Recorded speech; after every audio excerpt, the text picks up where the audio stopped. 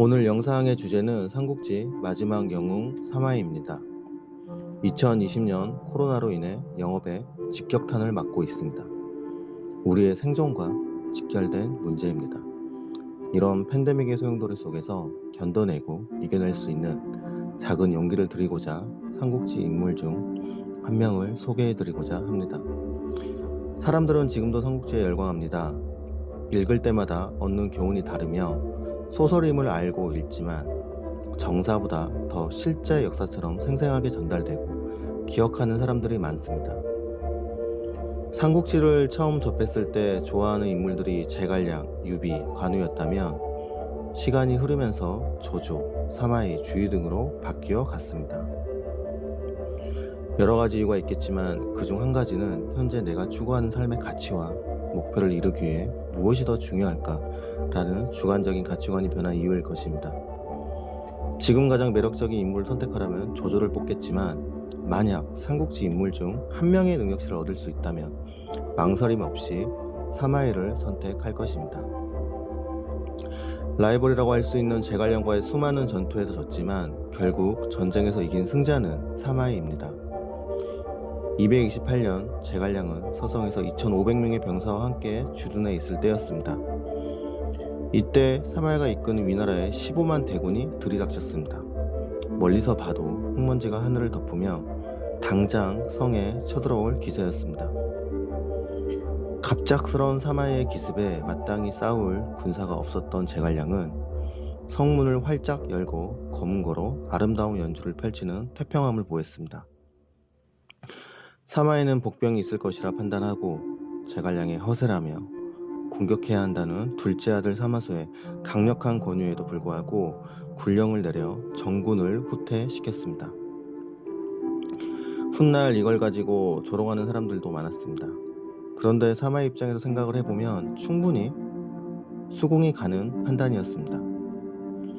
상대는 제갈량이며 쳐들어갔는데 정말 복병이 있어 군대가 전멸했다면 오히려 본인이 생포될 수도 있으며 자칫 위나라 전체가 위험해질 수도 있는 상황이었습니다. 돌다리도 두들겨보고 건너는 사마이의 신중함을 볼 수 있는 부분입니다. 결과론적으로 제갈량을 생포할 수는 없었지만 물러나게끔 만들어 땅을 수복했습니다. 사마이는 제갈량의 성향과 천재적인 능력을 파악했으며 어찌 보면 본인보다 더 위라는 걸 인정한 것입니다.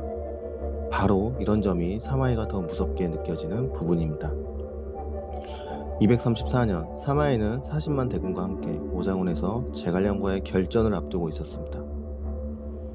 수적으로 우세했지만 초계의 군대의 군량이 떨어질 때까지 공격하지 않고 기다리는 군령을 내렸습니다. 초계 입장에서는 답답한 노릇이었죠. 위나라 군대가 성에서 나와 싸워줘야 하는데 지키기만 하니 군량만 떨어지고 있었습니다. 공선전 특성상 아무래도 공격하는 쪽이 불리하며 수적으로도 우세하지 않았으니 제 아무리 천하의 제갈 공명이라고 해도 섣불리 공격하기가 어려웠습니다. 이때 제갈량은 묘책을 꺼내는데 바로 사마이를 도발하는 것이었습니다. 여자 옷, 머리 장식 등을 보내며 싸우지 않고 지키기만 하는 모습이 겁을 먹은 부인의 모습 같다고 조롱했습니다. 그 자리에 있던 부하들은 붕괴했습니다. 사마이 또한 속으론 화가 치밀어 올랐지만 웃음을 보이며 초계 전령에게 제갈량의 안부를 물었습니다. 드라마 신삼국지에서는 사마이는 제갈량이 보내준 여성 옷을 입으며 전령에게 잘 어울리냐는 말로 화답하는 장면까지 나옵니다. 사마이는 제갈량의 도발과 조롱에 넘어가지 않았고 숙적 제갈량은 234년 오장원에서 병으로 숨을 거두었습니다.